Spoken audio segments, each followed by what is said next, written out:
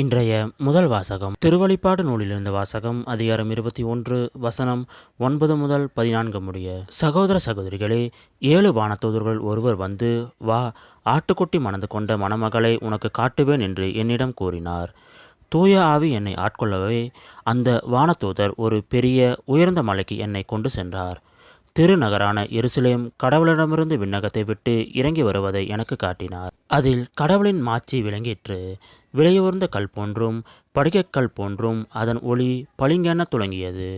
அதை சுற்றி பெரிய உயர்ந்த மதிலும் அதில் 12 வாயில்களும் இருந்தன. வாயில்களுக்கு பொறுப்பாய் 12 வானதூதர்கள் நின்றார்கள். இஸ்ரேல் மக்களுடைய 12 குலங்களின் பெயர்களும் அவ்வாயில்களில் பொறிக்கப்பட்டிருந்தன. கிழக்கே 3, வடக்கே 3, தெற்கே 3, மேற்கே 3மாக அவை அமைக்கப்பட்டிருந்தன. நகரின் மதில் 12 அடிக்கற்களை கொண்டிருந்தது. அவற்றில் ஆட்டுக்குட்டியின் 12 திருத்தூதர்களின் பெயர்களும் எழுதப்பட்டிருந்தன. இது ஆண்டவர் வழங்கும் அருள்வாக்கு. இறைவா, உமக்கு நன்றி.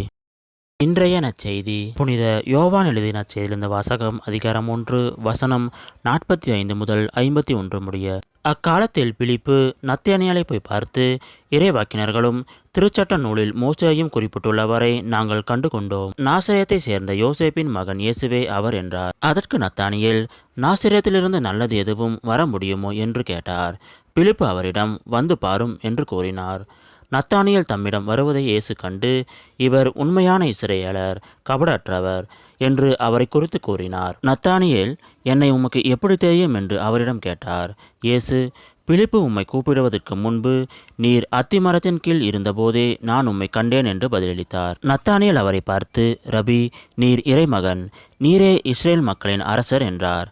அதற்கு இயேசு, உம்மை அத்திமரத்தின் கீழ் கண்டேன் என்று உம்மிடம் சொன்னதாலே நம்புகிறீர். இதைவிட பெரியவற்றை காண்பீர் என்றார். மேலும் வானம் திறந்திருப்பதையும் கடவுளின் தூதர்கள் மானிட மகன் மீது ஏறுவதையும் இறங்குவதையும் காண்பீர்கள் என மிக உறுதியாக உங்களுக்கு சொல்கிறேன் என்று அவரிடம் கூறினார். இது கிறிஸ்து வழங்கும் நற்செய்தி.